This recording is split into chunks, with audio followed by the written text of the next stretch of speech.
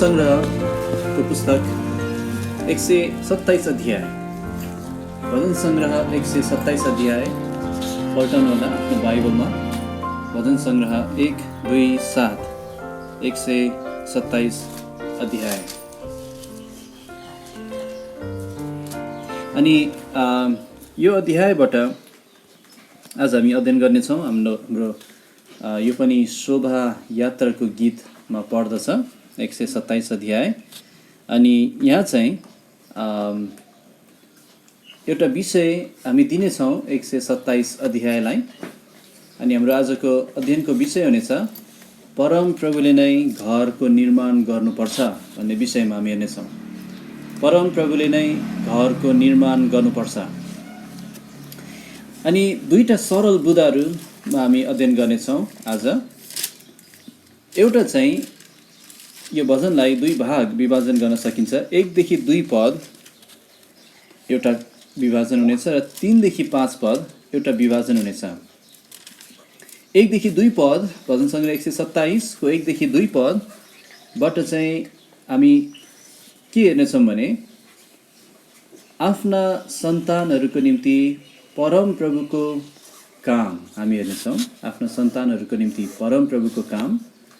र त्यसपछि दोस्रो भाग 3 देखि 5 मा हामी हेर्नेछौँ आफ्नो सन्तानहरूको निम्ति बुबा आमाहरूको काम। आफ्ना सन्तानहरूको निम्ति बुबा आमाहरूको काम। अनि 127 अध्याय हाम्रो विषय हुनेछ परम प्रभुले नै घर निर्माण गर्नुपर्छ। अनि 127 अध्यायलाई दुई भागमा विभाजन गर्दैछौँ। 1 देखि 2 पद चाहिँ आफ्ना सन्तानहरूको निम्ति परम प्रभुको काम र 3 देखि 5 चाहिँ आफ्ना सन्तानहरूको निम्ति बुबा आमाको काम। आउनुहोस् यो खण्ड हामी पढौँ। 127 अध्याय 1 देखि 5 पद। यहाँ यस्तो लेखिएको छ, परम प्रभुले नै घर निर्माण गर्नु भएन भने त यसको निर्माण गर्नेहरूले व्यर्थमा यसमा परिश्रम गर्दछन्। परम प्रभुले नै सहरको रक्षा गर्नु भएन भने पाले व्यर्थमा जागो बस्दछ। एका बिहानै उठ्नु, अबेरसम्म जागो बस्नु र शोकको रोटी खानु तिमीहरूका निम्ति व्यर्थ छ, किनकि उहाँले नै आफ्नो प्रियजनलाई निन्द्रा दिनुहुन्छ। हेर, छोराछोरीहरू परम प्रभुले दिनुभएको हकको सम्पत्ति हुन् अनि गर्भको फल चाहिँ उहाँको इनाम हो। वीरको हातमा काँडहरू जे हुन्, जवानीका छोराछोरीहरू पनि त्यस्तै हुन्। त्यो मानिस धन्यको हो जसले आफ्नो ठोक्रा उनीहरूले भरिएको छ। उनीहरू शर्ममा पर्ने छैनन्, तर उनीहरू मूल ढोकामा शत्रुहरूसँग कुरा गर्नेछन्। भजन सङ्ग्रह 127 अध्याय। परम प्रभुले नै घर निर्माण गर्नुपर्छ। 127 अध्याय चाहिँ यो शोभा यात्राको गीत भन्ने भजनहरूको सङ्ग्रहभित्र पर्दछ। हामीले गएको हाम्रो सङ्गतिमा पनि हामीले हेरेका थियौँ 121 अध्यायबाट। अनि त्यहाँ केही परिचयहरू तपाईँलाई दिएको थिएँ यो शोभा यात्राको विषयमा। 120 देखि 134 अध्यायको 15वटा भजनहरू शोभा यात्राको भजनको निम्ति भनेर अलग बनाइएको छ वा त्यो सङ्ग्रहमा हालिएको छ। शोभा यात्रा यो कुन चाहिँ यात्राको कुरा गरिरहेको छ? यहुदीहरू विभिन्न ठाउँमा छरिएका भए तापनि वर्षको 3 पटक तीनटा चाडहरूको निम्ति उनीहरू यरुसलेम आउनु पर्थ्यो। परमेश्वरले त्यो आज्ञा दिनुभएको थियो प्रस्थान 23 मा 14 देखि 17 मा। अखमिरे रोटीको चाड, पेन्टेकोस्टको चाड र झुपडीहरूको चाड यो मनाउनलाई यहुदीहरू विभिन्न ठाउँबाट आउने गर्थे। उनीहरू यात्रीको रूपमा यरुसलेममा उपासना गर्न आउने गर्थे।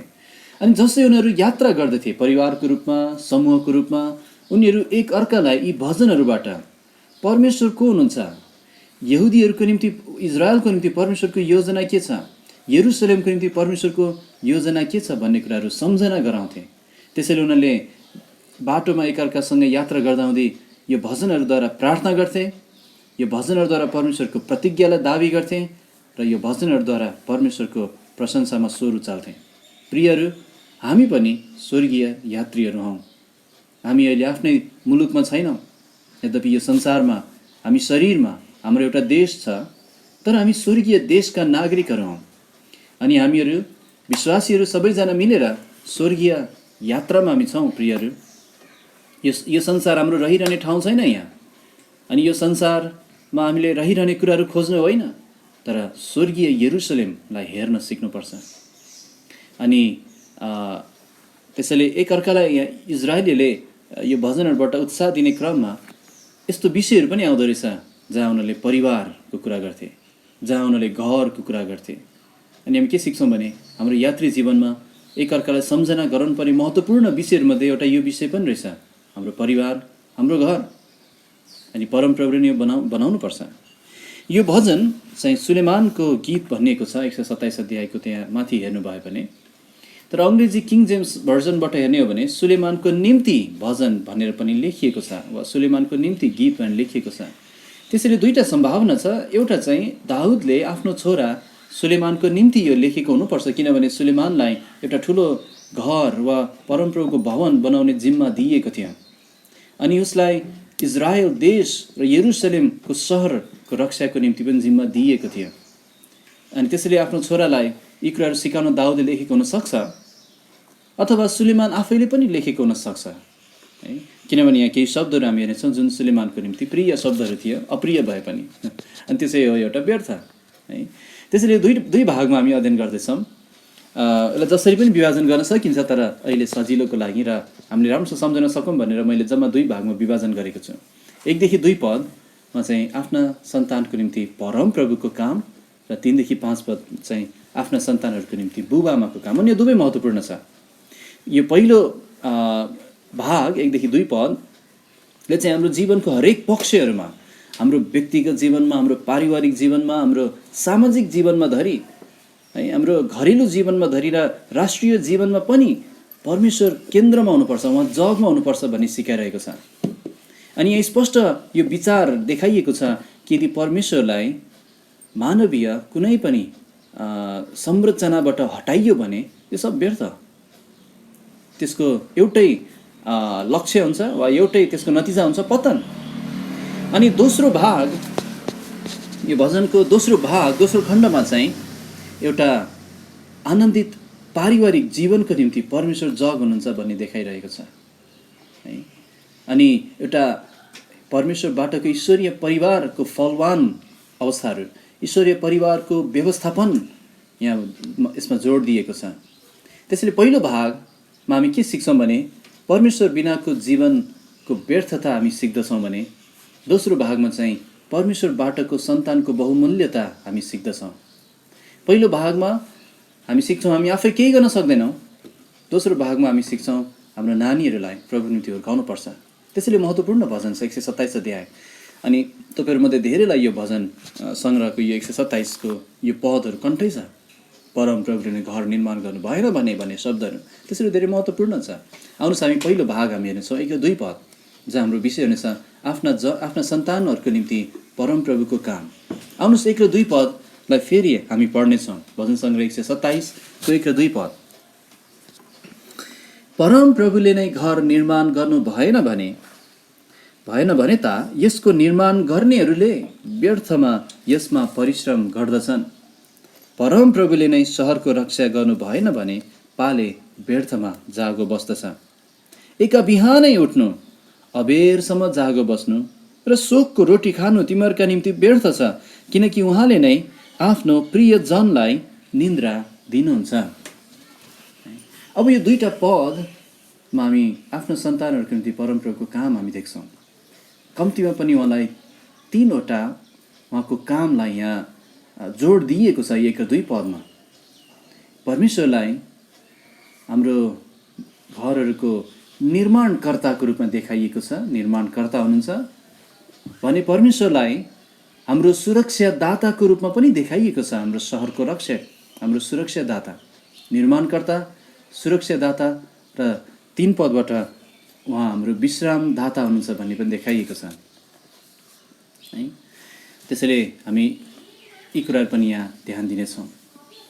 तर यो खण्डमा मैले पढ्दा आउँदै तपाईँले याद गर्नुभयो कि भएन, यो खण्डमा चाहिँ वा 1 र 2 पदमा चाहिँ एउटा शब्द छ जुन 3 पटक दोहोऱ्याइएको छ है। परमप्रभु भनेको छ 2 पटक, उहाँले पनि भनेको छ त्यसरी 3 पटक हुन्छ। तर अर्को एउटा शब्द छ जुन 3 पटक दोहोऱ्याएको छ। तपाईँहरूले त्यो देखिसक्नु भयो होला।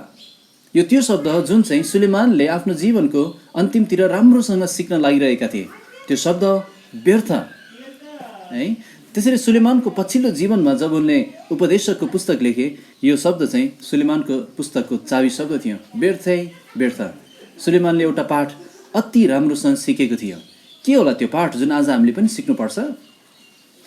कि परमेश्वरलाई बाहेक गरेर, परमेश्वर रहित भएर हामीले प्राप्त गर्न सक्ने, हामीले कमाउन सक्ने सबै मानवीय सफलताहरू, मानवीय मूल्य मान्यताहरू, मानवीय विचारधाराहरू व्यर्थ छन् यदि हाम्रो जीवनबाट परमेश्वरलाई बाहेक गर्ने हो भने।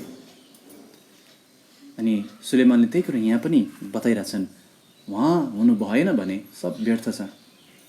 यदि परमेश्वरले हाम्रो जीवनको हिसाब किताबबाट हटायौँ भने हाम्रो हातमा खालि व्यर्थता मात्रै बाँकी रहन्छ है। यो पाठ चेलाहरूले पनि राम्रोसँग सिकेका थिए। लुका 5:5 रातभरि माछा पक्रन खोज्छ, कतिवटा माछा पक्रन्छ उनीहरूले? एउटै पनि पक्रदैन। अनि लुका 5:5 उनीहरूले भन्छ, हे स्वामी, हामीले रातभरि मेहनत गरेर पनि केही पक्रेका छैनौँ। अनि येशूले उनीहरूलाई त्यही पाठ सिकाउनु भयो। पछि यूहन्ना 15 मद्वारा बाहेक तिमीहरूले केही पनि गर्न सक्दैनौ है। सक्दैनौ, हामी केही पनि गर्न सक्दैनौँ। उदाहरणको लागि यो ओलम्पिक भन्ने खेलमा चाहिँ कहिलेकाहीँ यस्तो एउटा खेल खेलाइन्छ जहाँ चाहिँ दृष्टिविहीन मानिसहरू पनि दौडन्छन्। अब कहाँ दौडन्छन् उनीहरू? त्यहाँ दौडने ट्र्याकमा दौडन्छन्, त्यो गोलो ट्र्याकमा दौडन्छन्। कसरी दौडन्छन्? उनीहरू त आँखा देख्दैनन् नि त, दृष्टिविहीनहरूले। उनीहरूको एउटा सीमित घेरा तोकिएको हुन्छ, 200 मिटर दौडने वा त्योभन्दा बढी। अनि मानौँ 200 मिटरको दौड छ भने अब ती दृष्टिविहीनहरूले देख्न सक्दैन। अनि के गर्छ भने त्यहाँ देख्न सक्ने धावकहरू है, ओलम्पिकमै दौडेका देख्न सक्ने धावकहरूलाई ल्याइन्छ। अनि हरेक नदेख्ने त्यो दृष्टिविहीन धावकसँग चाहिँ त्यो देख्न सक्ने धावकलाई उनीहरूको हात चाहिँ रबरले बाँध्ने गरिन्छ। रबर समाउँछ, दुवैले त्यो रबर समाउँछ। अनि दौड सुरु हुन बित्तिकै त्यो दृष्टिविहीन व्यक्ति चाहिँ त्यो देख्न सक्ने व्यक्तिको सँगसँगै दौडन्छ है। अनि त्यो देख्न सक्ने व्यक्ति चाहिँ उसको देब्रेपट्टि बसेको हुन्छ र उसलाई लिएर कुदिरहेको हुन्छ है। अब अलिकति घुम्दैछ, अलिकति दायाँ जानु पर्यो, या ठोकिन लाग्यो, उनीहरूले भनिरहेको हुन्छ अब यति बाँकी छ, अब यति बाँकी छ। अनि जब उनीहरू त्यो घेराको नजिक पुग्छ, त्यो फिनिसिङ लाइनको नजिक पुग्छ, त्यो देख्न सक्ने व्यक्ति चाहिँ अलिक पछि हटिदिन्छ ताकि त्यो नदेख्ने व्यक्ति पहिलो हुनुपर्छ भनेर है। अनि त्यहाँबाट के सिक्छौँ भने हामीलाई सहायता चाहिन्छ, ठुलो सहायता चाहिन्छ यो जीवनको दौडमा। कति कुरा छ जुन हामी देख्न सक्दैनौँ। हुन त उहाँले हाम्रो आँखाहरू खोलिदिनु भएको छ, तर परमप्रभु नै हाम्रो साथमा हुनु भएन भने है त्यो दृष्टिविहीन व्यक्तिहरू कहाँ पुग्ने थियो होला? त्यो देख्ने मान्छे साथमा नकुदेको भए उनीहरू कता पुग्थे? उनीहरू अलमल्ल पर्थे। प्रियहरू, परमेश्वरलाई बाहेक गरेर हामी कुनै पनि कुरामा सफलता पाउन सक्दैनौँ। तर यो संसारका मानिसहरू हेर्नुहोस् न, उनीहरूलाई परमेश्वरको कुनै पनि कुराको चासो छैन। उनीहरू आफ्नै इच्छामा जीवन जिउँछन्, आफ्नै योजनाहरू बनाउँछन्, आफ्नै उनीहरूको हिसाब किताबहरू हुन्छ, आफ्नै निम्ति जिरहेका छन्। अनि अन्तिममा के हुन्छ? रित्तो। त्यसैले यहाँ यो खण्ड सुरु गर्नु बित्तिकै हामीलाई 2टा विकल्प दिइएको छ। कि त तपाईँले परमप्रभुलाई आफ्नो जीवनमा स्वीकार गर्न सक्नुहुन्छ, आफ्नो दैनिक जीवनमा पनि। विश्वासीहरू, तपाईँ जसले उहाँलाई स्वीकार गरिसक्नु भएको छ आफ्नो मुक्तिदाताको रूपमा, तपाईँको दिनहुँको जीवनमा पनि उहाँलाई एउटा महत्त्वपूर्ण भूमिका दिनुपर्छ। सबभन्दा महत्त्वपूर्ण भूमिका उहाँलाई स्वीकार गर्नुपर्छ। अनि यदि त्यो गर्नुभयो भने तपाईँ र मेरो जीवनमा हामीले ठिक उद्देश्य भेटाउँछौँ, प्रतिज्ञाहरू भेटाउँछौँ, शान्ति भेटाउँछौँ, हाम्रो जीवनको ठिक अर्थ हामीले भेटाउँछौँ। अनि ठिक हामीले उद्देश्य, हाम्रो लक्ष्य हामीले भेटाउँछौँ। अनि तब बल्ल हाम्रो जीवन अर्थपूर्ण हुन्छ र प्रशस्त हुन्छ। कि त्यो गर्नुपर्छ? कि त दोस्रो विकल्प, तपाईँले जसले अहिले प्रभुलाई विश्वास गर्नुभएको छैन र साथै तपाईँ विश्वासीहरूले पनि परमेश्वरलाई आफ्नो जीवनमा त्यो स्थान नदिन सक्नुहुन्छ, उहाँलाई स्वीकार नगर्न सक्नुहुन्छ। यदि विश्वास नगर्ने, तपाईँ मुक्ति नपाएकाहरूले परमेश्वरलाई आफ्नो जीवनबाट रहित गर्नुभयो भने के हुन्छ? तपाईँ यात्री र परदेशी होइन, तपाईँ कैन जस्तै भगुवा र डुलुवा बन्नुहुन्छ। अन्धकारमा यात्रा गर्नुहुन्छ तपाईँ, कुनै सन्तुष्टि बिना, कुनै अनन्त लाभ बिना, कुनै उद्देश्य बिना। अनि त्यो व्यर्थ हुन्छ। परमप्रभुले नै भवन निर्माण गर्नु भएन भने यसमा परिश्रम गर्नेहरू व्यर्थमा जागो बस्छन्। त्यसैले यो पदलाई हामी एकछिन विचार गरौँ, 1 र 2 पद। पहिलो कुरा हामी हेर्छौँ परमेश्वर हाम्रो निर्माणकर्ता हुनुहुन्छ है। त्यसैले यहाँ 127 को 1 पद भनेछ, परम प्रभुले नै घर निर्माण गर्नु भएन भने त यसको निर्माण गर्नेहरूले व्यर्थमा यसमा परिश्रम गर्छन्। यहाँ के सिकाउन खोजिरहनु भएको छ भने परमेश्वर बिनाको घर परमेश्वरको इच्छा अनुसारको घर हुन सक्दैन है। घर त बनाइरहेका हुन्छन् मान्छेहरूले, तर परमेश्वर बिना बनाएको घर त्यस कुनै अर्थ छैन, त्यो व्यर्थ छ। प्रियहरू, तपाईँ हामी जो बुबा आमाहरू छौँ, यहाँ आमाहरू धेरै हुनुहुन्छ, यहाँ बुबाहरू धेरै हुनुहुन्छ, हामीले कहिले बिर्सिनु हुँदैन कि हामीले एउटा साँच्चै इट्टा काठ ढुङ्गाको घर बनाएको होलाौँ वा नहोलाौँ, तर हामीले आफ्नो परिवार एउटा घर हामी निर्माण गर्ने काममा प्रभुले हामीलाई राख्नु भएको छ। बुबाहरूको एउटा भाग छ यसमा परिश्रम गर्ने, काम गर्ने आफ्नो परिवारको निम्ति, अनि आफ्नो परिवारलाई ईश्वरीय परिवार बनाउने आफ्नै भाग छ। आमाहरू तपाईँको आफ्नै भाग छ, आफ्नै जिम्मेवारी छ, यहाँसम्म कि नानीहरूको पनि आफ्नै जिम्मेवारीहरू छन् है। तर योभन्दा सबभन्दा ठुलो कुरा हो यो घर बनाउने कुरामा, यो परिवार बनाउने कुरामा हाम्रो केन्द्रमा परमेश्वर हुनै पर्छ, उहाँ जग हुनै पर्छ। अनि यो खण्डले त्यही कुरा सिकाएर छ हामीलाई। हामी सबैको काम छ प्रियहरू, परमेश्वर बिना हामीले एउटा असल घर निर्माण गर्न सक्दैनौँ कहिले पनि है। हामी त्यो दृष्टिविहीन व्यक्तिहरू जस्तै हुनेछौँ जो दौडमा त दौडियो तर आफ्नै बाटोतिर लाग्यो, किन डोराउने मान्छेले पक्रेन, समातेन, किनभने उहाँ बिना हामी केही पनि बनाउन सक्दैनौँ प्रियहरू। अनि उहाँ बिना बनाएको कुनै पनि अर्थ हुँदैन। तर यहाँ जवानहरूलाई पनि म कुरा गर्न चाहन्छु। तपाईँले भन्नुहोला, ए हामी त बुवा आमा होइनौँ त त्यसैले हामीले बनाएको छैनौँ। होइन, जवानहरू भाइ बहिनीहरू तपाईँहरूले पनि आफ्नो जीवनमा केही न केही बनाउँदै हुनुहुन्छ है। पावलले के भनेको छन् भने पहिलो कोरिन्थी 3 अध्यायको 10 देखि 15 पदमा पावलले के सिकाउन खोजिरहेछ भने हामी सबैले यो जीवनमा हामीले दिएको समयहरू, प्रभुको सेवा गरेको कुराहरू, उहाँको कुराहरूलाई मनन गरेका कुराहरू, उहाँको निम्ति व्यस्त भएका कुराहरू वा आफ्नो निम्ति व्यस्त भएका कुराहरू, यी सबै कुराहरूबाट हामीले एउटा घर बनाउँदैछौँ है। अनि एक दिन ख्रीष्टको न्यायासनको सामु हाम्रो न्याय गर्नुहुन्छ उहाँले। कि त हामीले घाँस काठ पराल जोड्दैछौँ हाम्रो जीवनमा सम्पत्तिको रूपमा है, कि त हामीले सुन चाँदी जोड्दैछौँ हाम्रो सम्पत्तिको रूपमा। जब तपाईँको न्याय हुन्छ, तपाईँले गर्नुभएको सबै परिश्रमहरू आगोले जाँचिन्छ। ख्रीष्टको आँखाहरू ज्वालामय छ भनेको छ, उहाँको हेराइमा नै न्यायपूर्ण हेराइ छ। जब उहाँले तपाईँलाई हेर्नुहुन्छ न्यायमा, तब तपाईँको कुन चाहिँ काम रहन्छ, कुन चाहिँ काम चलेर जान्छ है। हाम्रो आफ्नै योग्यताहरू छ, हाम्रो आफ्नै कलाहरू छन्, तर हामीले कसको लागि प्रयोग गरिरहेका छौँ, के को लागि हामीले परिश्रम गरिरहेका छौँ, के को निम्ति जिउँदैछौँ, के उद्देश्य राखिरहेका छौँ, के कुरा बनाउँदैछौँ हामी है। अनि अनन्ततासम्म जाँच्ने हो भने यसले के फरक पर्छ। तपाईँले जे आज कमाउँदै हुनुहुन्छ, स्कुलमा फर्स्ट भइरहनु भएको होला, वा समाजमा तपाईँको ठुलो नाम होला, बुबा आमाहरूको पनि। अबको 100 वर्ष, अबको 1000 वर्षपछि त्यो तपाईँले कमाउनु भएको चिजको कुन चाहिँ मूल्य रहन्छ त? परमेश्वर बिना हामी केही पनि बनाउन सक्दैनौँ। तपाईँलाई म प्रशस्त उदाहरण दिन सक्छु बाइबलबाट। उत्पत्ति 4 अध्यायमा कैन परमेश्वरको उपस्थितिबाट निस्केर गयोले परमेश्वरलाई पिठ्यौँ फर्कायो र गएर एउटा ठुलो सहर बनायो आफ्नो छोरा हनोकको नाममा। त्यो सहर निकै उन्नतिशील थियो, कल कारखानाहरू भन्ने हो भने त्यहाँ ठुलो विकासको कामहरू, फलामको खोजहरू, सङ्गीतको खोजहरू, यति भव्य थियो उनीहरूको सहर। तर जलप्रलयपछि कहाँ छ त्यो सहर? छैन। उत्पत्ति 11 अध्याय मानिसहरूले परमेश्वरलाई रहित गरेर ठुलो एउटा धरहरा बनाउने प्रोजेक्ट सुरु गरे। कहाँ छ त्यो अहिले? छैन है।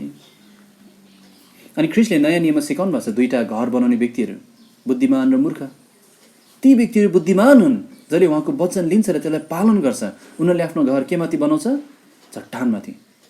तर ती व्यक्तिहरू मूर्ख हुन् जसले परमेश्वरको वचन पाएर पनि पालन गरेर छैन। उनीहरूले आफ्नो घर कहाँ बनाउँछ? बालुवामाथि है। प्रियहरू, तपाईँ कहाँ बनाउँदै हुनुहुन्छ तपाईँको घर? परमेश्वर हाम्रो घरको निर्माणकर्ता हुनुपर्छ। परमेश्वर नै हाम्रो घर बनाउनलाई मुख्य इन्जिनियर हुनुपर्छ। अनि उहाँले ब्लुप्रिन्ट पनि दिनुभएको छ, नक्सा बनाइदिनु भएको छ परमेश्वरको वचनमा है। साथै हामीलाई यो असल घर निर्माण गर्न हामीलाई औजार दिनुभएको छ। के हो त्यो औजार? प्रार्थना, पारिवारिक सङ्गतिहरू, बुबा आमाको सम्बन्धहरू, बुबा आमा र नानीहरूको बिचको सम्बन्धहरू, पवित्र आत्मा, कति धेरै औजार दिनुभएको छ। के प्रयोग गर्दै हुनुहुन्छ है? साथै उहाँले सहायकहरू दिनुभएको छ हामीलाई, हाम्रो अगुवाहरू, विश्वासमा बलियो विश्वासीहरू, हामी सब एकअर्काको सहायकहरू हौँ। त्यसैले कहाँ कसको निम्ति बनाउँदै हुनुहुन्छ? विलियम केली तपाईँले नाम सुन्नुभएको हुनुपर्छ पक्कै पनि। उहाँ निकै विद्वान व्यक्ति हुनुहुन्थ्यो। उहाँलाई प्रभुको काम छोडेर एउटा ठुलो कलेजमा पढाउने प्रस्ताव आयो, थुप्रै कमाइ हुन सक्ने प्रस्ताव। अनि त्यो प्रस्ताव दिने व्यक्तिले भने, विलियम तपाईँलाई म यति पैसा दिन्छु, यति नाम यति दाम कमाउनुहुन्छ तपाईँले। अनि विलियमले एउटा छोटो प्रश्न गर्नुभयो उहाँलाई, कुन चाहिँ संसारको निम्ति, कुन चाहिँ संसारको निम्ति मैले यो कमाउँछु? प्रियहरू, हामी आफूलाई प्रश्न गरौँ, हामी परिश्रम गर्दैछौँ तर कुन चाहिँ संसारको निम्ति? साथै दोस्रो कुरा हामी हेर्छौँ, उहाँ चाहिँ सुरक्षादाता हुनुहुन्छ। 127 1 पदको दोस्रो भागमा यहाँ बताएको छ, परम प्रभुले नै सहरको रक्षा गर्नु भएन भने पाले व्यर्थमा जागो बस्दछ। पाले व्यर्थमा जागो बस्दछ। अब पाले बस्नु नै व्यर्थ भनेको होइन है, पाले बस्नुपर्छ, सहरको रक्षा गर्न त्यहाँ कोही न कोही हुनुपर्छ। तर यहाँ के भन्दैछ भने, परमेश्वरलाई यो योजनामा नराखिकन हामी जेसुकै सुरक्षा खोजौँला सफल हुने छैन है। पुरानो समयमा सहरहरूलाई ठुला ठुला पर्खाले घेर्ने गरिन्थ्यो, अनि त्यहाँ पहरेदार राख्ने गरिन्थ्यो सुरक्षाको लागि। तर प्रभुले नै रक्षा गर्नु भएन भने हजारौँ पहरेदार राखे पनि त्यो सहर सुरक्षित हुँदैन थियो। पहरेदार भन्ने शब्द यो जुन यहाँ पाले भनेछ, यो पाले भन्ने शब्द मनन गर्दाखेरि अर्को एउटा शब्द मलाई आयो। इङ्ग्लिसमा चाहिँ वाचम्यान भनेको छ यसलाई। वाचम्यान भनेको पहरेदार। अब यही हिब्रू शब्द प्रयोग भएको छ कि छैन मैले हेरेको छैन, तर इजिकियलको पुस्तकमा प्रचारकलाई उहाँले पहरेदार भन्नुभएको छ। प्रचारकहरू पहरेदारहरू हुन् है। तपाईँको रक्षा गर्नलाई, तपाईँलाई चेतावनीको घन्टी बजाउनलाई, तुरै फुक्नलाई उहाँले पहरेदार राख्नुभएको छ तपाईँको मण्डलीमा, तपाईँको जीवनमा अगुवाहरू। तर यहाँ एउटा कुरा ध्यान दिनुहोस्, तपाईँको जीवनमा नै परमप्रभु हुनुहुन्न भने पहरेदारले जतिसुकै तुरै फुके पनि तपाईँले सुन्न सक्नुहुँदैन है। त्यसैले मैले भन्न खोजेको कुरा चाहिँ त्यो पहरेदारमा पनि प्रभु हुनुपर्छ है, प्रभुमा भएर जिरेको हुनुपर्छ। तर तपाईँ श्रोताहरूमा पनि प्रभु हुनै पर्छ, नत्र तपाईँले यो बनाउन सक्नुहुँदैन।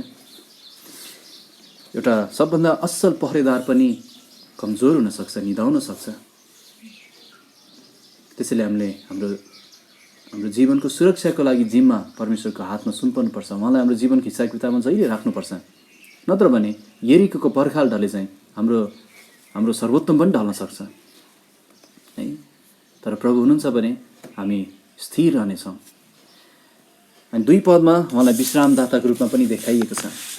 2 पद, एका बिहानै उठ्नु, अबेरसम्म जागो बस्नु र शोकको रोटी खानु तिमीहरूको निम्ति व्यर्थ छ, किनकि उहाँले नै आफ्नो प्रियजनलाई निन्द्रा दिनुहुन्छ। अब यहाँ के भनेको, एका बिहानै उठ्नु गलत हो? अब तपाईँहरूमध्ये र हामीमध्ये कोही अल्छी छौँ भने हामीले यही पद देखाएर भन्नु बिहान बिहान उठ्नु गलत चाहिँ व्यर्थ रहेछ, होइन, त्यो भनेको होइन है। परिश्रम गर्नलाई उहाँले व्यर्थ भन्नुभएको छैन। हामीले परिश्रम गर्नुपर्छ है। हाम्रो उठ्ने समयहरू ठिक हुनुपर्छ, हाम्रो सुत्ने समयहरू ठिक हुनुपर्छ। तर यहाँ के देखाउन खोजिरहनु भएको छ भने परमेश्वर बिनाको हरेक परिश्रमले आखिरमा त्यहाँ शोकको रोटी मात्रै ल्याउँछ। हामीले मुक्ति पाउनुभन्दा अगाडि हामीले कति परिश्रम गऱ्यौँ होला, हामीसँग टन्न रोटी पनि थियो होला घरमा, तर त्यहाँ शान्ति थिएन है, हामीलाई मुक्तिको निश्चयता थिएन भने हामीले परिश्रम गरेर कमाएको त्यो थुप्रो रोटी यदि अशान्तिसहित शोकसहित खानुपर्छ नि के फाइदा भयो त?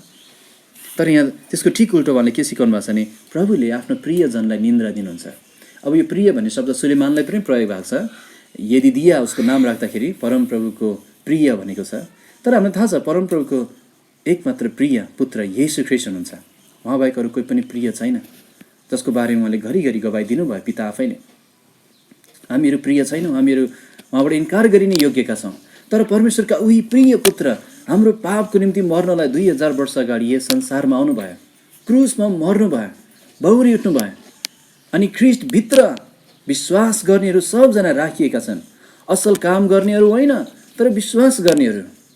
उनीहरू ख्रीष्टभित्र राखेकोले एफिसीको 6ले बताउँछ हामी उही प्रियभित्र ग्रहण योग्य तुल्याएका छौँ, अर्थात् हामी ख्रीष्टका प्रियहरू भएका छौँ। अनि यो पदले बताउँछ कि परमेश्वरले आफ्नो प्रियलाई निन्द्रा दिनुहुन्छ। अब यो भन्न खोजेको के हो? यो भन्न खोजेको यही हो कि विश्वासीहरू ले पनि परिश्रम गर्न सक्छन्, काम गर्न सक्छन्, दिनभरि पसिना बगाएर काम गर्न सक्छन्, तैपनि उनीहरूसँग थोरै रोटी होला, महिनाको अन्तिममा, दिनको अन्तिममा समस्या धेरै होला तुलनामा, तैपनि उनीहरू यो कुरा सम्झेर आरामले सुत्न सक्छन् कि परमप्रभुले सब थोक सम्हाल्नु भएको छ, सब थोक उहाँको नियन्त्रणमा छ, म किन फिक्री गर्ने है। त्यो मुक्ति नपाएकाहरूको तुलनामा मुक्ति पाएकाहरूको फरक छ। उनीहरूले भन्छ मेरो कोही हुनुहुन्छ जसले मेरो वास्ता गर्नुहुन्छ, मेरो कोही हुनुहुन्छ जो निदाउनु भएको छैन, मेरो कोही हुनुहुन्छ जो उग्नु हुँदैन, मेरो सारा फिक्री उहाँमाथि राख्न सक्छु अनि म त्यसको सट्टामा जब मेरो फिक्री उहाँलाई दिन्छु त्यसको सट्टापट्टामा उहाँले मलाई मिठो निन्द्रा दिनुहुन्छ, मिठो गुड नाइट दिनुहुन्छ उहाँले है। त्यसैले जुन कुरा हाम्रो हातमा छैन, परिस्थितिमा हाम्रो नियन्त्रणमा छैन, त्यसको लागि हामीले फिक्री गर्नु हुँदैन। प्रियहरू, तपाईँहरू कसले कति हुनुहुन्छ मुक्ति पाए पनि धेरै कुरा फिक्री गर्नुहुन्छ, लाग्छ फिक्री, मलाई पनि लाग्छ, तर हामीले हरेक पटक यो फिक्री प्रभुलाई राख्न सिक्नुपर्छ है। किन जति हामी फिक्री गरिरहेछौँ हामी उहाँलाई शङ्का गरिरहेछौँ। उहाँले भन्नुभएको छैन र म तिम्रो वास्ता गर्छु, फिक्री गर्छु भनेर, कि हामी उहाँका प्रिय होइनौँ र? त्यसैले हाम्रो आफ्नै परिश्रमले केही कमाउन खोज्नुभन्दा हामीले प्रभुमा विश्राम गर्न सिक्यौँ भने बढी लाभ हुन्छ हामीलाई है।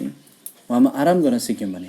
पत्रुसलाई हेर्नुहोस् न, प्रेरित 12 अध्यायमा पक्रेर लिएर गएको छ, 2टा सिपाहीको बिचमा राखेको छ, साङ्लाले बेरेर के गरिरहेछ पत्रुस? सुतिरहेछ, आनन्दले घुरेर सुतिरहेछ, मिठो गहिरो निन्द्रा। स्वर्गदूत ल्याएर त कोखामा घोच्नु परेछ, पत्रुस उठ। किन त्यसरी सुत्न सकेको होला? किनभने उसको पुरा भरोसा ख्रिस्टमाथि थियो। येशूले भन्नुभएको थियो पत्रुस तिमी बुढा हुनैपर्छ, अनि उसलाई थाहा थियो म त जवान छु अहिले, बुढा नभए मर्दिनँ यहाँ, आनन्दले सुत भाइ है। अनि येशू ख्रिस्ट पनि त्यो दिनभरि उहाँको कामपछि त्यो आँधीले उडिरहेको डुङ्गामा उहाँ निदाउनु भयो आनन्दले, किन उहाँलाई थाहा थियो उहाँको समय आइपुगेको छैन। अनि यदि त्यही डुङ्गामा हामी छौँ भने हामी किन फिक्री गर्ने, हामी किन चिन्तित हुने? उहाँमा राखौँ सबै कुरा है। अब दोस्रो भाग पनि हामी हेर्नेछौँ, 3देखि 5 पद। हामीले हेऱ्यौँ आफ्ना सन्तानको निम्ति परमप्रभुको काम उहाँले यतिकै छोड्नु हुँदैन। उहाँले अब आफ्ना सन्तानहरूको निम्ति बुबा आमाको कामको बानी पनि सम्झना गराउनुहुन्छ। अनि यो भजन सङ्ग्रह 127 को 3देखि 5मा उहाँले बताउन थाल्नुहुन्छ। 3 पद हेरौँ। हेर अब यहाँ तपाईँले हेर्नु परेको छ, बुबा आमाहरू ध्यान दिएर हेर्नुहोस् यहाँ है, जवानहरू तपाईँले पनि ध्यान दिएर हेर्नुहोस्, विशेष गरी बुबा आमाहरू। यहाँ भन्दै हुनुहुन्छ हेर छोराछोरीहरू परमप्रभुले दिनुभएको हकको सम्पत्ति हुन् अनि गर्वको फल चाहिँ उहाँको इनाम हो, यसरी बताउन थाल्नुहुन्छ यहाँ है। अनि 4 पद, वीरको हातमा काँडहरू जे हुन् जवानीका छोराछोरीहरू पनि त्यस्तै हुन्। त्यसैले यो खण्डमा सन्तानलाई, छोराछोरीलाई 2टा कुरासँग तुलना गरिएको छ। तपाईँले देख्नुभयो होला, स्पष्ट देखिने कुरा हो त्यो। एउटा चाहिँ उनीहरूलाई हकको सम्पत्ति वा इनाम भनेको छ, हकको सम्पत्ति वा इनाम। दोस्रो चाहिँ उनीहरूलाई काँडहरू भनेको छ, काँडहरू, एरोज, बाण, काँड है। अब यसमा विचार गरौँ, यहाँ हकको सम्पत्ति भनेको छ 3 पदमा, हेर छोराछोरीहरू परमप्रभुले दिनुभएको हकको सम्पत्ति हुन्। अनि यो पदबाट धेरै शिक्षाहरू निकाल्न सक्छौँ, तर एउटा हेरौँ उनीहरू हकको सम्पत्ति हुन्। अनि यहाँ सबभन्दा पहिला हामी बुबा आमाहरू, तपाईँहरू जसले मुक्ति पाउनु भएको छैन तर बुबा आमा हुनुहुन्छ भने तपाईँले पनि यो बुझ्नै पर्छ कि सन्तानहरू भनेको चाहिँ आर्थिक भार होइन, आर्थिक श्राप होइन, तर सन्तानहरू त आशिषहरू हुन् परमेश्वरको। परमेश्वरले हकको सम्पत्ति दिन रुचाउनुहुन्छ। इजरायललाई उहाँले एउटा कनानको भूमि दिनुभयो, इजरायल अहिले जहाँ छ हकको सम्पत्तिको रूपमा। विश्वासीहरूलाई उहाँले स्वर्गीय सम्पत्तिहरू दिनुभयो, साझा हकवाला बनाउनु भयो। उहाँ हकको सम्पत्ति दिन रुचाउने परमेश्वर हुनुहुन्छ भने उहाँले दिने हकको सम्पत्तिहरूमध्ये त्यो भूमि, त्यो स्वर्गीय आशिष बाहेक अर्को यहाँ रहेछ, छोराछोरीहरू है। अनि अब कतिजना छोराछोरी जन्माउनु पर्छ भन्न खोजेको होइन, तर हाम्रो छोराछोरीलाई कसरी हामीले हेर्नुपर्छ, कसरी हामीले हेर्न सिक्नुपर्छ भन्ने कुरा बताउन खोजिरहेको हुँ मैले यहाँ। उनीहरूलाई आर्थिक भारको रूपमा नहेर्नुहोस्, तर परमप्रभुबाट आशिषको रूपमा हेर्नुहोस् है। तपाईँले आफ्नो नानीहरूलाई ईश्वरीय प्रेम गर्ने मनस्थिति बनाउनै पर्छ, अनि त्यो गर्नै पर्छ। किनभने बुबा आमाहरू तपाईँले एकैचोटिमा परमेश्वरलाई प्रेम गर्छु भन्नु र नानीहरूलाई घृणा गर्नु असम्भव छ। नानीहरूलाई प्रेम गर्नु भएको छैन भने परमेश्वरलाई पनि प्रेम गर्नुभएको छैन, किनभने उहाँले दिनुभएको सम्पत्ति हो।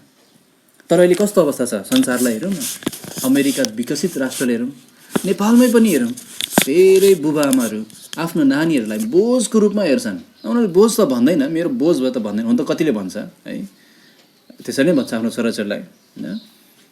अनि तर उनीहरूले बोझको रूपमा हेरिरहेका हुन्छन् नभने पनि। त्यही भएर उनीहरूले एउटा भर्खर बामे सर्न थालेको हुन्छ, भर्खर बाबा भन्न थाले हुन्छ, ल स्कुल पठाइदिउँ बोल्न थाल्यो।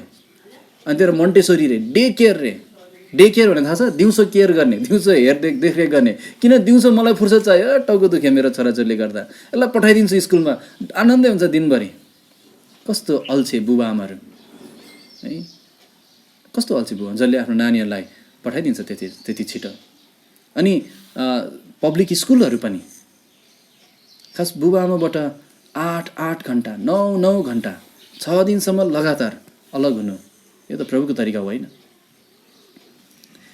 किनभने किन यस्तो भइरहेछ भने आमाहरू, महिलाहरू, खास उनीहरू महिलाहरू चाहिँ आमा हुनलाई, पत्नी हुनलाई बनाइएको हो भन्ने उनीहरूले बिर्सेका छन्। बरु उनीहरूले भन्छ म काम गर्ने हो है, घरमा कमाएर ल्याउने हो। अवस्था परिस्थिति त्यस्तो हुनसक्छ, कुनै बेला त्यस्तो आउन सक्छ। कहिलेकाहीँ श्रीमान अशक्त भएकोले काम गर्नु पर्ला, कहिलेकाहीँ धेरै भारी ऋण भएकोले दुईजना मिलेर त्यो ऋण तिर्न काम गर्नु पर्ला। तर एउटा स्त्रीको लागि परमेश्वरको योजना भनेको आमा बन्नु हो, असल श्रीमती बन्न सिक्नु हो। अनि बुवाआमाले आफ्नो नानीहरूलाई त्यही सिकाउनुपर्छ, असल आमा बन्नलाई है। अनि त्यही भएर हेर्नुहोस् आज स्त्रीहरू काम गर्नको लागि खोजिरहेका छन्, उनीहरूसँग भए पनि काम गर्न चाहन्छन्, पुलिस बन्न चाहन्छन्, पुलिसमा जाहिर खाएर हुन्छ। भाइ बहिनी त कहीँ पनि देख्दैन हामीले है। अनि बच्चाहरूलाई के गर्छ, स्कुल पठाइन्छ, अनि डे केयरमा पठाइन्छ, अनि फर्केर आउँछन् नानीहरू, त्यही पनि उनीहरूसँग समय बिताउँदैन, टिभी खोलिदिन्छ, हातमा मोबाइल दिन्छ, ला यही चलाएर बस। मलाई दिक्क भइसक्यो, अल्छे बुबाआमाहरू, मलाई झ्याउ लागिसक्यो बच्चाहरू देखेर, मलाई डिस्टर्ब गर्छ यिनीहरूले। यो बाइबलीय होइन, एउटा परिवार भन्ने कुराको बाइबलले विचार होइन प्रियहरू। अनि यस्तो भयो भने हामी परमेश्वर को हुनुहुन्छ भन्ने पनि बाइबलले विचार राख्न सक्दैनौँ। उनीहरू हकको सम्पत्ति हो है। मैले यी दिनहरूमा अझै राम्रोसँग सिक्दैछु। अनि हामी सबैले सिक्नुपर्छ यो। तर दोस्रो कुरा हामी हेरौँ, उनीहरू हकको सम्पत्ति मात्र होइन राख्नलाई, तर उनीहरू काँडहरू हुन् प्रयोग गर्नलाई है। 4 पद त्यही भनेछ, 4 र 5, वीरको हातमा काँडहरू जे हुन्, जवानीका छोराछोरीहरू पनि त्यस्तै हुन्। त्यो मानिस धन्यको जसले आफ्नो ठोक्रा उनीहरूले भरिएको छ। काँडहरू है, उनीहरू इनाम मात्र होइन, उनीहरू युद्धको निम्ति काँडहरू पनि हुन्। बुबाआमाहरू, तपाईँहरू एउटा वीरसँग तुलना गर्नुभएको छ परमेश्वरले है। वीर व्यक्तिहरू, वीर मानिससँग तुलना गर्नुभएको छ। के तपाईँ साँच्चै वीर हुनुहुन्छ है? अनि नानीहरूलाई काँडसँग तुलना गर्नुभएको छ। यसो गरौँ न, एकैछिन यहाँ चिन्ह लगाउनुहोस् त तपाईँको रातो डोरी। किन एउटा पद पल्टाउन चाहन्छु म, भजन सङ्ग्रहमै 11:3 पल्टाउनुहोस् त प्रियहरू, छिटो सक्नुहुन्छ भने। भजन सङ्ग्रह 11:3 पद, यहाँ चिन्ह लाउनुहोस् अनि फर्किहाल्छौँ हामी। 11:3 2 पद, माफ गर्नुहोस्, 11:2 पद, 11:2 भजन सङ्ग्रह 11:2 यस्तो लेखिएको छ, किनकि हेर दुष्टहरूले आफ्नो धनुमा ताँदो चढाउँछन्, सिधा हृदय भएकाहरूलाई लुकेर हान्नका निम्ति तिनीहरू ताँदोमा आफ्नो के तयार पार्दैछ, काँड। देख्नुभयो, दुष्टहरूसँग पनि काँड छ, दुष्टहरूसँग पनि धनु छ। उनीहरूले काँड ताँदोमा चढाएका छन्, उनीहरूको काँड हान्नलाई तयार छ। कसलाई हान्दैछ त्यो काँड उनीहरूले? तपाईँ वीर चाहिँ त्यो दुष्टको शत्रु हुन्छ, तपाईँलाई हान्दैछ। शैतानसँग पनि काँड छ। तर प्रभुलाई धन्यवाद छ, उहाँले हामीलाई पनि काँडहरू दिनुभएको छ। अनि त्यो काँडहरूमध्ये एउटा चाहिँ हाम्रो छोराछोरीहरू, हाम्रो आउनेवाला पुस्ता है। एउटा वीर व्यक्ति चाहिँ जहिले पनि छ नि, एउटा कुरा बताइहाल्छु। काँडहरू भनेको चाहिँ, काँडको बारेमा म तपाईँलाई केही कुराहरू बताउन चाहन्छु छोटकरीमा। 4वटा कुरा बताउँछु होला। एउटा चाहिँ हो, काँड बनाइनुपर्छ। त्यो चाहिँ एउटा वीरले जुन पाते बाटोको छेसको लौरो लिएर हिर्काउँदैन, उसले त्यसलाई काँड बनाउँछ, त्यसलाई धारिलो बनाउँछ, त्यसलाई आकार दिन्छ, सिधा आकार दिन्छ। अनि माथि टुप्पोमा राख्नु पनि फलामको चुच्चाहरू राख्छ, उसले तयार पार्छ। त्यस्तै गरी काँडलाई तयार पारिनुपर्छ प्रियहरू। अब सुन्नुहोस्, तपाईँको छोराछोरीहरू काँडहरू हुन्, तर त्यसै काँडहरू हुँदैन, स्वभावले काँडहरू हुँदैन। उनीहरूलाई काँडको रूपमा तयार पारिनुपर्छ। दुःखलाग्दो कुरा, धेरै जवानहरू मण्डली छोड्दै गइरहेका छन्। हाम्रो डेभिड अङ्कलले आजभन्दा 15 वर्ष अगाडि गर्नुभएको अनुसन्धानमा बाइबलमा विश्वास गर्ने असल मण्डलीहरूमा पनि 50% भन्दा बढी युवाहरू मण्डली छोडेर गइरहेका थिए। हाम्रो आफ्नै मण्डलीमा पनि हामीले केही युवाहरू सङ्गति छोडेको देखेका छौँ। अब तपाईँ एकछिन फर्केर हेर्नुहोस्, तपाईँको छोरालाई हेर्नुहोस् अहिले, तपाईँको छोरीलाई हेर्नुहोस् अहिले। अनि खास यो लकडाउनको बेला प्रभुले यही गर्न दिनुभयो तपाईँलाई, आफ्नो छोराछोरीलाई हेर्नलाई। अनि आफ्नो स्थानीय मण्डलीमा भएका युवाहरूलाई विचार गर्नुहोस्, के यी युवाहरू उनीहरूको जीवनको अन्तिमसम्म प्रभुमा विश्वासयोग्य भइराख्लान्? आज हामी धेरै धन्यवादी छौँ, हामीलाई प्रभुले धेरै युवाहरू दिनुभएको छ।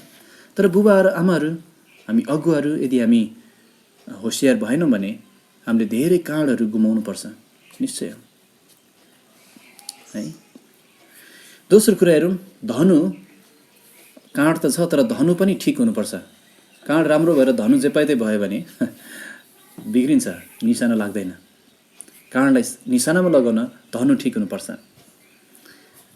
अनि परमेश्वरले हामीलाई त्यो धनु तयार गर्न दिनुभएको छ, उहाँको वचन, जसद्वारा हामी उनीहरूलाई तयार पार्न सक्छौँ, जसद्वारा उनीहरूलाई हामी प्रभुको निम्ति सिकाउन तालिम दिन सक्छौँ है। त्यो पनि ठिक हुनुपर्छ। तर तेस्रो कुरा म भनिहाल्न चाहन्छु, काँडलाई चाहिँ वीरले के गर्छ? प्रहार गर्छ। जतिसुकै काँड भरे पनि यदि प्रहारै गर्दैन भने के फाइदा भयो? भनेको काँडलाई छोडिनुपर्छ हातबाट, धनु ताकेर त्यसलाई छोडिनुपर्छ है, अनि बल्ल त्यसले काम गर्छ। छोडिनुपर्छ। प्रियहरू, यहाँबाट के सिकाउन चाहन्छु भने आज त तपाईँको छोराछोरीहरू, मेरा छोराछोरीहरू हामीसँगै छन्। एक दिन आउँछ जब उनीहरू हामीबाट अलग हुन्छन्, उनीहरूको आफ्नै जीवन हुन्छ, उनीहरूको विवाह हुन्छ, अनि उनीहरूलाई हामीले यो संसारमा छोडिदिनुपर्छ। अनि त्यो बेला के त, के उनीहरू साँच्चै बलवान हुन्छन् त्यो बेलासम्म है? जुन बेला तपाईँले उनीहरूलाई संसारमा तपाईँको अधीनताबाट छोड्नुहुन्छ, कि त्यो बेला उनीहरू तयार भइसकेका हुन्छन् कि हुँदैनन्? त्यसपछि के हुन्छ उनीहरूको जीवनमा है? हामी त्यसैको लागि तयार पार्दैछौँ, उनीहरूलाई त्यसैलाई तयार बनाउँदैछौँ प्रियहरू। अनि चौथो कुरा र महत्त्वपूर्ण कुरा चाहिँ काँडलाई ठिक निशाना देखाइदिनुपर्छ। बुझ्दै हुनुहुन्छ? एउटा वीर मान्छे, एउटा कुशल योद्धाले काँडलाई जहाँ पाइ त्यहाँ हानी पठाउँदैन, उसले ठिक निशाना ताक्छ, त्यो निशाना देखाउँछ त्यो काँडलाई। अनि जब छोड्छ त्यो काँड कहाँ जान्छ? निशानामा जान्छ। अब बुबाआमाहरू एउटा चुनौती दिन चाहन्छु, तपाईँले आफ्नो काँडहरूलाई कस्तो निशाना देखाउँदै हुनुहुन्छ?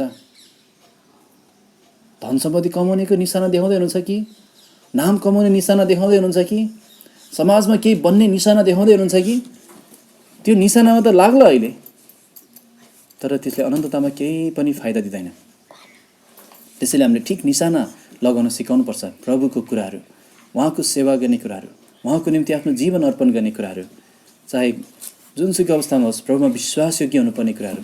अनि यो निशाना पहिला तपाईँको आफ्नै जीवनमा देखिनुपर्छ। जथाभावी हामी प्रहार गर्छौँ भने हामीले के गर्छौँ भने सबभन्दा पहिला हाम्रै साथीलाई पनि हामीले घाइते पार्न सक्छौँ। अनि अर्को चाहिँ त्यो काँड हानिसकेको काँड फेरि प्रयोग गर्न असम्भव हुन्छ, कठिन हुन्छ।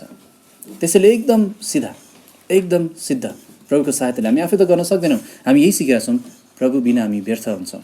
उहाँको सहायताले हामीले निशाना पनि लगाउन सक्छौँ, उहाँको सहायताले हामीले काँड पनि तयार पार्न सक्छौँ, र उहाँको सहायताले हामी विजयी पनि हुन सक्छौँ। अन्तिममा बाइबलमा एउटा घटना छ, आहाब भन्ने राजा, ऊ चाहिँ युद्धमा जान्छ अर्कै भेष धारण गरेर। अनि एउटा सिपाहीले आँखा चिम्लेर जत्थाभावी हिर्काएर पठाउँछ काँडलाई।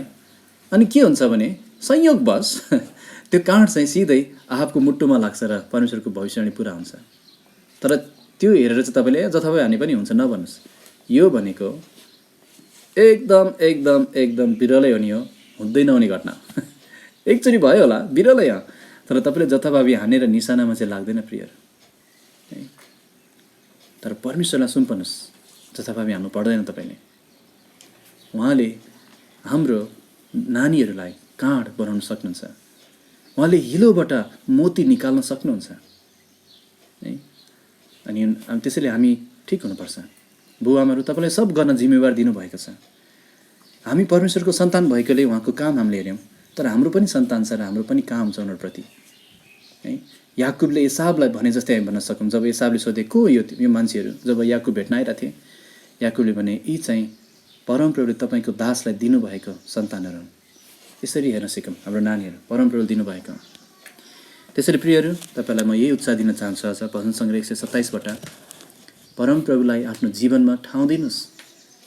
तपाईँहरू जसले उहाँलाई विश्वास गर्नुभएको छैन, यदि तपाईँले उहाँलाई आफ्नो जीवनमा ठिक ठाउँ दिनु हुँदैन भने तपाईँ जहिले पनि असफल बन्नुहुनेछ। उहाँलाई ठिक ठाउँ दिनुहोस् प्रियहरू। अनि विश्वासीहरू तपाईँले पनि दिनहुँको जीवनमा, नत्र तपाईँ ती चेलाहरू जस्तै हुनुहुन्छ, प्रभु हामीले रातभरि परिश्रम गऱ्यौँ तर केही पनि पक्रन सकेनौँ, हाम्रो परिश्रम व्यर्थ हुन्छ। तर भजनमा हामीले गाए चाहिँ याद गर प्रिय तिम्रो परिश्रम प्रभुमा व्यर्थ छैन,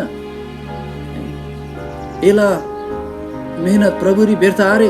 हाम्रो तामाङ दिदीबहिनीहरू दाजुभाइहरू, प्रभुमा व्यर्थ छैन।